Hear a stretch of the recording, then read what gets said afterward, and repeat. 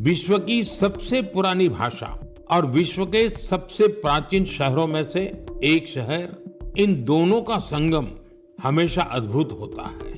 मैं बात कर रहा हूं काशी तमिल संगमम की। मैं एक बार फिर कहना चाहूंगा, तमिल कलाचारम उयर्वाणद, तमिल मोली उयर्वाणद, तमिल इंडियाविन पेरुमिदम। मेरे प्यारे देशवासियों, नमस्कार। मन की बात में आपका एक बार फिर स्वागत है। नवंबर का महीना बहुत सी प्रेरणाएं लेकर आया। कुछ दिन पहले ही 26 नवंबर को संविधान दिवस पर सेंट्रल हॉल में विशेष कार्यक्रम का आयोजन हुआ। वंदे मातरम के 150 वर्ष होने पर पूरे देश में होने वाले कार्यक्रमों की शानदार शुरुआत हुई। 25 नवंबर को अयोध्या में राम मंदिर पर धर्म ध्वजा का आरोहण हुआ। इसी दिन कुरुक्षेत्र के ज्योतिसर में पांचजन्य स्मारक का लोकार्पण हुआ। साथियों, कुछ दिन पहले ही मैंने हैदराबाद में दुनिया की सबसे बड़ी लीप इंजन एमआरओ फैसिलिटी का उद्घाटन किया है। एयरक्राफ्ट की मेंटेनेंस, रिपेयर एंड ओवरहॉल के सेक्टर में भारत ने ये बहुत बड़ा कदम उठाया है। पिछले हफ्ते मुंबई में एक कार्यक्रम के दौरान आईएनएस माहे को भारतीय नौसेना में शामिल किया गया। पिछले ही हफ्ते भारत के स्पेस इकोसिस्टम को स्काई रूट के इंफिनिटी कैंपस ने नई उड़ान दी है। ये भारत की नई सोच, इनोवेशन और यूथ पावर का प्रतिबिंब बना है। साथियों, कृषि क्षेत्र में भी देश ने बड़ी उपलब्धि हासिल की। भारत ने 357 मिलियन टन के खाद्यान्न उत्पादन के साथ एक ऐतिहासिक रिकॉर्ड बनाया है। 357 मिलियन टन। 10 साल पहले की तुलना में भारत का खाद्यान्न उत्पादन 100 मिलियन टन और बढ़ गया है। खेलों की दुनिया में भी भारत का परचम लहराया है। कुछ दिन पहले ही भारत को कॉमनवेल्थ खेलों की मेजबानी का भी ऐलान हुआ। ये उपलब्धियां देश की है, देशवासियों की है। और मन की बात देश के लोगों की ऐसी उपलब्धियों को, लोगों के सामूहिक प्रयासों को जन सामान्य के सामने लाने का एक बेहतरीन मंच है। साथियों, अगर मन में लगन हो, सामूहिक शक्ति पर, टीम की तरह काम करने पर विश्वास हो, गिरकर फिर से उठ खड़े होने का साहस हो, तो कठिन से कठिन काम में भी सफलता सुनिश्चित हो जाती है। आप उस दौर की कल्पना करिए जब सैटेलाइट नहीं थी, जीपीएस सिस्टम नहीं था, नेविगेशन की कोई सुविधाएं नहीं होती थी। तब भी हमारे नाविक बड़े बड़े जहाज लेकर समंदर में निकल जाते थे और तय स्थानों पर पहुंचते थे। अब समंदर से आगे बढ़कर दुनिया के देश अंतरिक्ष की अनंत ऊंचाई को नाप रहे हैं। चुनौती वहां भी वही है। न जीपीएस सिस्टम है, न संचार की वैसी व्यवस्थाएं हैं। फिर हम कैसे आगे बढ़ेंगे? साथियों, कुछ दिनों पहले सोशल मीडिया पर एक वीडियो ने मेरा ध्यान खींचा। ये वीडियो इसरो की एक अनोखी ड्रोन प्रतियोगिता का था। इस वीडियो में हमारे देश के युवा और खासकर हमारे जैन जी मंगल ग्रह जैसी परिस्थितियों में ड्रोन उड़ाने की कोशिश कर रहे थे। ड्रोन उड़ते थे, कुछ पल संतुलन में रहते थे, फिर अचानक जमीन पर गिर पड़ते थे। जानते हैं क्यों? क्योंकि यहाँ जो ड्रोन उड़ रहे थे उनमें जीपीएस का सपोर्ट बिल्कुल नहीं था। मंगल ग्रह पर जीपीएस संभव नहीं, इसलिए ड्रोन को कोई बाहरी संकेत या गाइडेंस नहीं मिल सकता। ड्रोन को अपने कैमरे और इन बिल्ड सॉफ्टवेयर के सहारे उड़ना था। उस छोटे से ड्रोन को जमीन के पैटर्न पहचानने थे, ऊंचाई मापनी थी, बाधाएं समझनी थी और खुद ही सुरक्षित उतरने का रास्ता ढूंढना था। इसलिए ड्रोन भी एक के बाद एक गिरे जा रहे थे। साथियों, इस प्रतियोगिता में पुणे के युवाओं की एक टीम ने कुछ हद तक सफलता पाई।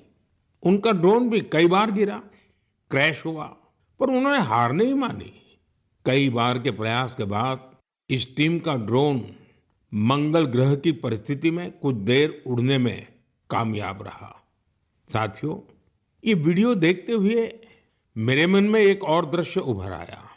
वो दिन जब चंद्रयान-2 संपर्क से बाहर हो गया था। उस दिन पूरा देश और खासकर वैज्ञानिक कुछ पल के लिए निराश हुए थे। लेकिन साथियों, असफलता ने उन्हें रोका नहीं। उसी दिन उन्होंने चंद्रयान-3 की सफलता की कहानी लिखनी शुरू कर दी। यही कारण है कि जब चंद्रयान-3 ने सफल लैंडिंग की तो वो सिर्फ एक मिशन की सफलता नहीं थी, वो तो असफलता से निकलकर बनाए गए विश्वास की सफलता थी। इस वीडियो में जो युवा दिख रहे हैं, उनकी आंखों में मुझे वही चमक दिखाई दी। हर बार जब मैं हमारे युवाओं की लगन और वैज्ञानिकों के समर्पण को देखता हूं, तो मन उत्साह से भर जाता है।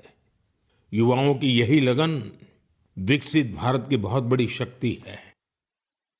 मेरे प्यारे देशवासियों, आप सभी शहद की मिठास से जरूर परिचित होंगे, लेकिन अक्सर हमें ये नहीं पता चलता इसके पीछे कितने लोगों की मेहनत है, कितनी परंपराएं हैं और प्रकृति के साथ कितना सुंदर तालमेल है।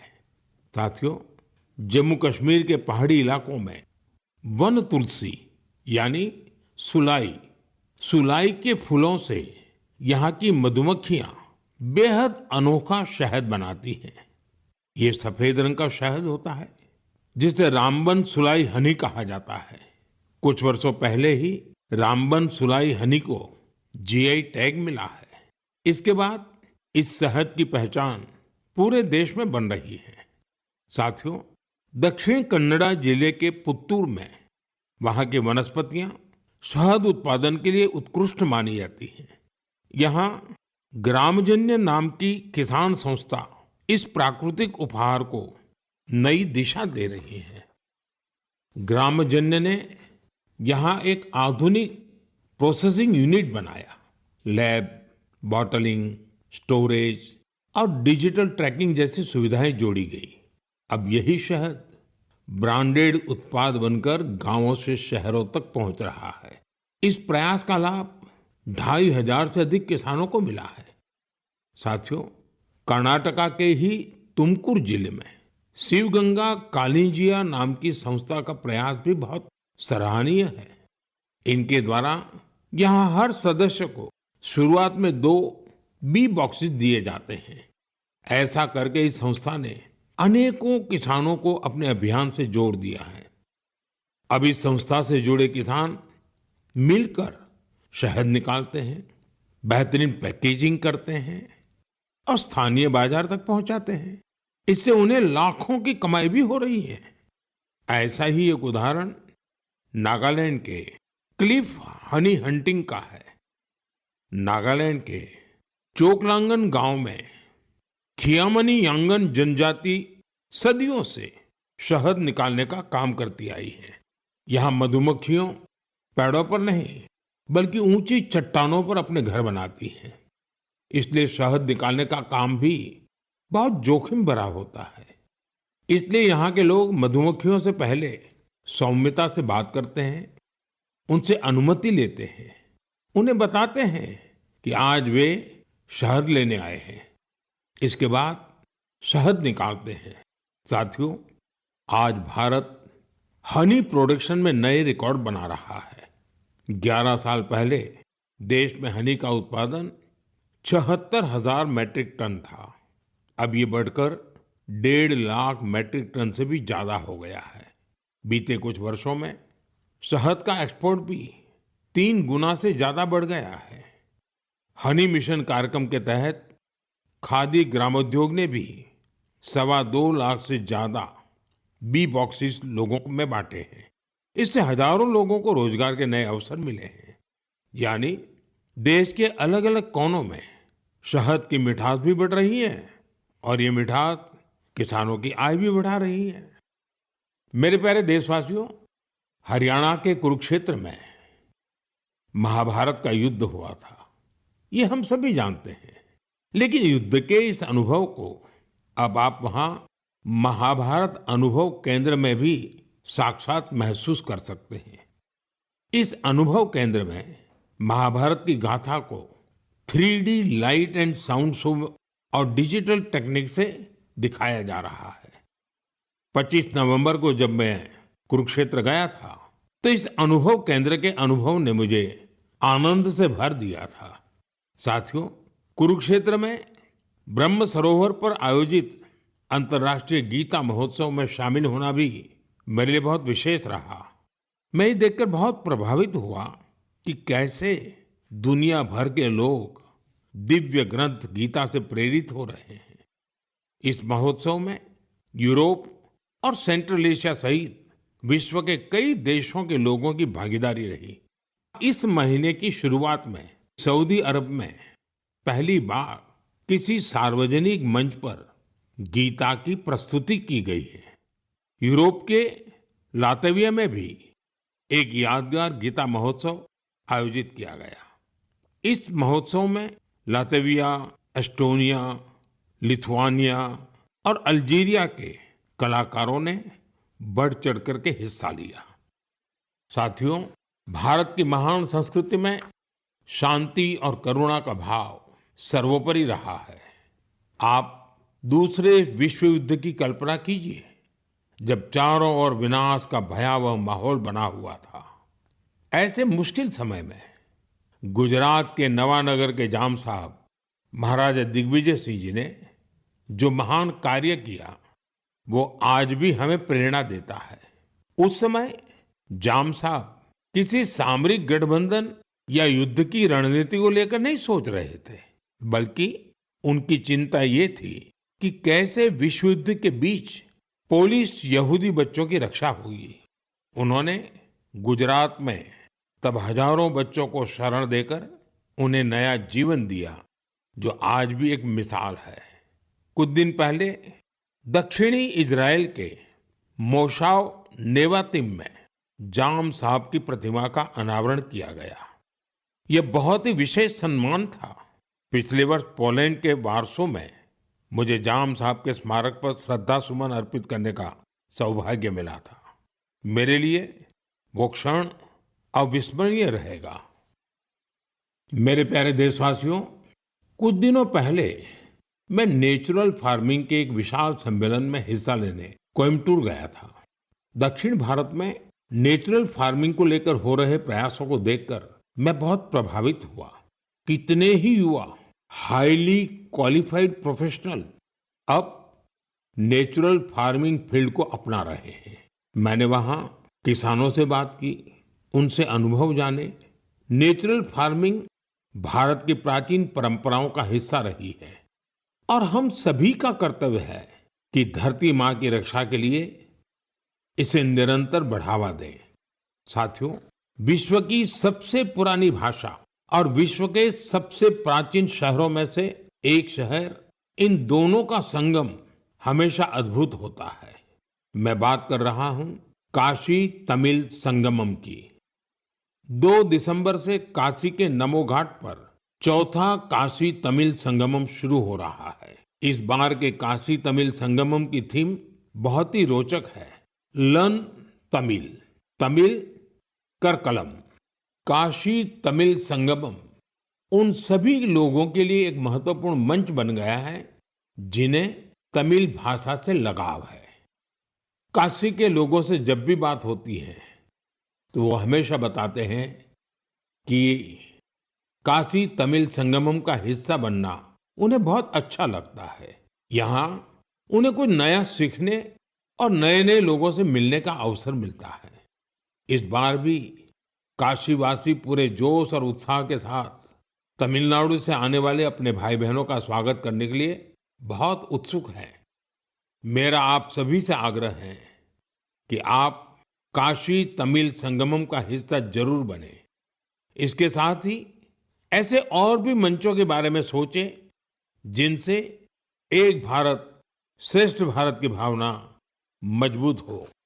यहाँ मैं एक बार फिर कहना चाहूंगा, तमिल कलाचारम उयर्वाणद, तमिल मोली उयर्वाणद, तमिल इंडियाविन पेरुमिदम। मेरे प्यारे देशवासियों, जब भारत के सुरक्षा तंत्र को मजबूती मिलती है तो हर भारतीय को गर्व होता है। पिछले हफ्ते मुंबई में आईएनएस माहे को भारतीय नौसेना में शामिल किया गया।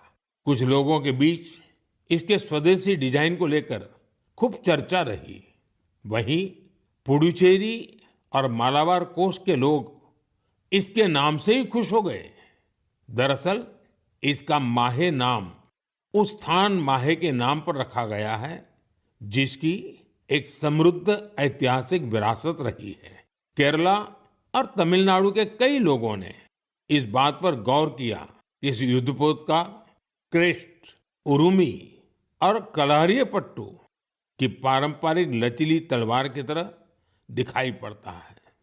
ये हम सबके लिए गर्व की बात है कि हमारी नौसेना बहुत ही तेजी से आत्मनिर्भरता की ओर कदम बढ़ा रही है। 4 दिसंबर को हम नौसेना दिवस भी मनाने जा रहे हैं। ये अवसर हमारे सैनिकों के अदम्य साहस और पराक्रम को सम्मान देने का एक खास दिन है। साथियों, जो लोग नेवी से जुड़े टूरिज्म में रुचि रखते हैं, उनके लिए हमारे देश में बहुत सी जगह हैं जहां जाकर उन्हें बहुत कुछ सीखने को मिलेगा। देश के पश्चिमी तट पर गुजरात के सोमनाथ के पास एक जिला है दीव। दीव में आईएनएस खुखरी को समर्पित खुखरी मेमोरियल एंड म्यूजियम है। वहीं गोवा में नेवल एविएशन म्यूजियम है, जो एशिया में अपनी तरह का अनूठा संग्रहालय है। फोर्ट कोची के आईएनएस द्रोणाचार्य में इंडियन नेवल मैरीटाइम म्यूजियम है।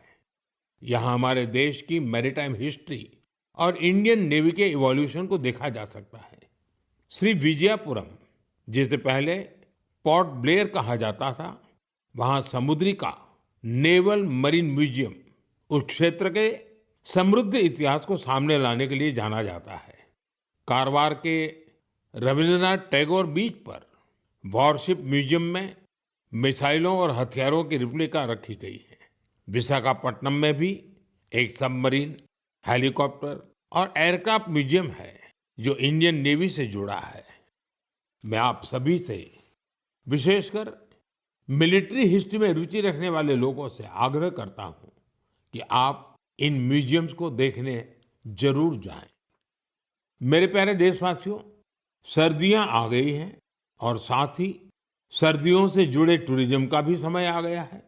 दुनिया के कई देशों ने सर्दियों में होने वाले टूरिज्म को, विंटर टूरिज्म को अपनी अर्थव्यवस्था का बहुत बड़ा आधार बना दिया है। अनेक देशों में दुनिया के सबसे सफल विंटर फेस्टिवल और विंटर स्पोर्ट्स मॉडल है। इन देशों ने skiing, snowboarding, snow trekking, ice climbing और फैमिली स्नो पार्क्स जैसे अनुभवों को अपनी पहचान बनाया है।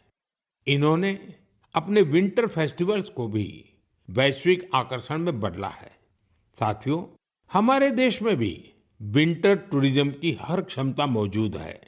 हमारे पास पहाड़ भी हैं, संस्कृति भी है और एडवेंचर की असीम संभावनाएं भी हैं। मुझे खुशी है, इन दिनों उत्तराखंड का विंटर टूरिज्म लोगों को बहुत आकर्षित कर रहा है। सर्दियों के मौसम में औली, मुनस्यारी, चोपटा और डेहरा जैसी जगहें खूब पॉपुलर हो रही हैं। अभी कुछ सप्ताह पहले पिथौरागढ़ जिले में 14,500 फुट से अधिक की ऊंचाई पर आदि कैलाश में राज्य की पहली high altitude ultra run marathon का आयोजन किया गया था। इसमें देश भर के 18 राज्यों से 750 से ज्यादा एथलीट्स ने हिस्सा लिया था।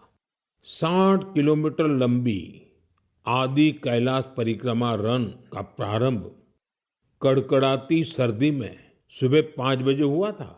इतनी ठंड के बावजूद भी लोगों का उत्साह देखते ही बनता था। आदि कैलाश की यात्रा पर जहां 3 साल पहले तक मात्र 2000 से कम पर्यटक आते थे, अब यह संख्या भी बढ़कर 30,000 से अधिक हो गई है। साथियों, कुछ ही हफ्तों में उत्तराखंड में विंटर गेम्स का आयोजन भी होना है। देश भर के खिलाड़ी, एडवेंचर प्रेमी और खेलों से जुड़े लोग इस आयोजन को लेकर उत्साहित हैं। स्कीइंग हो या स्नोबोर्डिंग, बर्फ पर होने वाले कई खेलों की तैयारियां शुरू हो चुकी हैं। उत्तराखंड ने विंटर टूरिज्म को बढ़ाने के लिए कनेक्टिविटी और इंफ्रास्ट्रक्चर पर भी फोकस किया है। होम स्टे को लेकर नई पॉलिसी भी बनाई गई है। साथियों, सर्दियों में बेड इन इंडिया अभियान की भी अलग धूम होती है। सर्दियों की सुनहरी धूप हो, पहाड़ से उतरते कोहरे की चादर हो, डेस्टिनेशन वेडिंग के लिए पहाड़ भी अब खूब पॉपुलर हो रहे हैं। कई शादियां तो अब खास तौर पर गंगा जी के किनारे हो रही है। साथियों, सर्दियों के इन दिनों में हिमालय की वादियां एक ऐसे अनुभव का हिस्सा बन जाती हैं जो जीवन भर साथ रहता है। अगर आप इस सर्दी में कहीं जाने का विचार कर रहे हैं तो हिमालय की वादियों का विकल्प जरूर रखिएगा। साथियों, कुछ हफ्ते पहले मैं भूटान गया था। ऐसे दौरों में अलग अलग प्रकार के संवाद और चर्चाओं का अवसर मिलता है। अपनी इस यात्रा में मैंने भूटान के राजा, वर्तमान राजा के पिताजी, जो खुद भी पहले राजा रह चुके हैं, वहाँ के प्रधानमंत्री और अन्य लोगों से मुलाकातें की। इस दौरान हर किसी से एक बात जरूर सुनने को मिली। सभी लोग वहाँ बुद्धिस्ट रिलिक्स यानी भगवान बुद्ध के पवित्र अवशेष भेजे जाने को लेकर भारतवासियों का आभार जता रहे थे। मैंने जब भी यह सुना तो मेरा हृदय गर्व से भर उठा। साथियों, भगवान बुद्ध के पावन अवशेषों को लेकर कई अन्य देशों में भी ऐसा ही उत्साह देखने को मिला है। पिछले महीने ही नेशनल म्यूजियम से इन पवित्र अवशेषों को रूस के कलमिकिया ले जाया गया था। यहाँ बौद्ध धर्म का विशेष महत्व है। मुझे बताया गया कि इनके दर्शन के लिए रूस के दूर दराज से भी बहुत बड़ी संख्या में लोग वहां पहुंचे। इन पवित्र अवशेषों को मंगोलिया, वियतनाम और थाईलैंड भी ले जाया जा चुका है। हर जगह लोगों का भारी उत्साह देखने को मिला है। इनके दर्शन के लिए थाईलैंड के राजा भी पहुंचे थे। पूरे विश्व में भगवान बुद्ध के पवित्र अवशेषों के प्रति इस प्रकार का गहरा जुड़ाव देखकर मन भाव विभोर हो उठता है। यह सुनकर बहुत अच्छा लगता है कि कैसे इस तरह की कोई पहल दुनिया भर के लोगों को आपस में जोड़ने का माध्यम बन जाती है। मेरे प्यारे देशवासियों, मैं आप सभी से हमेशा वोकल फॉर लोकल के मंत्र को साथ लेकर चलने की बात करता हूं। अभी कुछ दिनों पहले G20 शिखर सम्मेलन के दौरान जब विश्व के कई नेताओं को उपहार देने की बात आई तो मैंने फिर कहा वोकल फॉर लोकल। मैंने देशवासियों की ओर से विश्व के नेताओं को जो उपहार भेंट किए उसमें इस भावना का विशेष ध्यान रखा गया। G20 के दौरान मैंने दक्षिण अफ्रीका के राष्ट्रपति को नटराज की कांस्य प्रतिमा भेंट की। ये तमिलनाडु के तंजावुर की सांस्कृतिक विरासत से जुड़ी चौलकालीन शिल्पकला का अद्भुत उदाहरण है। कनाडा के प्रधानमंत्री को चांदी के अश्व की प्रतिकृति दी गई। यह राजस्थान के उदयपुर की बेहतरीन शिल्पकला को दर्शाती है। जापान के प्रधानमंत्री को चांदी की बुद्ध की प्रतिकृति भेंट की गई। इसमें तेलंगाना और करीमनगर की प्रसिद्ध सिल्वर क्राफ्ट की बारीकी का पता चलता है। इटली की प्रधानमंत्री को फूलों की आकृतियों वाला सिल्वर मिरर उपहार में दिया। ये भी करीमनगर की ही पारंपरिक धातु शिल्पकला को प्रदर्शित करता है। ऑस्ट्रेलिया के प्रधानमंत्री को मैंने ब्रास उर्ली भेंट की। ये केरला के मन्नार का एक उत्कृष्ट शिल्प है। मेरा उद्देश्य था कि दुनिया भारत के शिल्प, कला और परंपरा के बारे में जाने और हमारे कारीगरों की प्रतिभा को ग्लोबल मंच मिले। साथियों, मुझे खुशी है कि वोकल फॉर लोकल की भावना को देश के करोड़ों लोगों ने अपने जीवन का हिस्सा बना लिया है। इस साल जब आप त्योहारों की खरीदारी के लिए बाजार में गए होंगे, तो एक बात आप सभी ने महसूस की होगी, लोगों की पसंद और घरों में आने वाले सामानों में एक साफ संकेत दिखाई दे रहा था कि देश स्वदेशी की ओर लौट रहा है। लोग अपने मन से भारतीय उत्पादों को चुन रहे थे। इस बदलाव को छोटे से छोटे दुकानदार ने भी महसूस किया। इस बार युवाओं ने भी वोकल फॉर लोकल अभियान को गति दी। आने वाले कुछ दिन में क्रिसमस और नए वर्ष पर खरीदारी का नया दौर शुरू होने वाला है। मैं आपको फिर याद दिलाऊंगा, वोकल फॉर लोकल का मंत्र याद रखें। खरीदें वही जो देश में बना हो, बेचे वही जिसमें किसी देशवासी की मेहनत लगी हो। मेरे प्यारे देशवासियों, भारतीय खेलों के लिहाज से ये महीना सुपरहिट रहा है। इस महीने की शुरुआत भारतीय महिला टीम द्वारा आईसीसी महिला विश्व कप जीतने से शुरू हुई, लेकिन उसके बाद भी मैदान पर और ज्यादा एक्शन देखने को मिला है। कुछ दिन पहले ही टोक्यो में डेफ ओलंपिक्स हुए हैं, जहां भारत ने अपना अब तक का सर्वश्रेष्ठ प्रदर्शन करते हुए 20 मेडल जीते हैं। हमारी महिला खिलाड़ियों ने भी कबड्डी वर्ल्ड कप जीतकर इतिहास ही रच दिया। पूरे टूर्नामेंट में उन्होंने बेहतरीन प्रदर्शन करके हर भारतवासी का मन जीत लिया। वर्ल्ड बॉक्सिंग कप फाइनल्स में भी हमारे खिलाड़ियों का प्रदर्शन शानदार रहा, जहां उन्होंने 20 मेडल जीते। साथियों, जिस बात की और भी अधिक चर्चा हो रही है, वो है हमारी महिला टीम का ब्लाइंड क्रिकेट वर्ल्ड कप जीतना। बड़ी बात यह है कि हमारी इस टीम ने बिना एक भी मैच हारे इस टूर्नामेंट को जीता है। देशवासियों को इस टीम के हर खिलाड़ी पर बहुत गर्व है। मेरी इस टीम से प्रधानमंत्री निवास पर मुलाकात हुई। वाकई इस टीम का हौसला, उनका जज्बा हमें बहुत कुछ सिखाता है।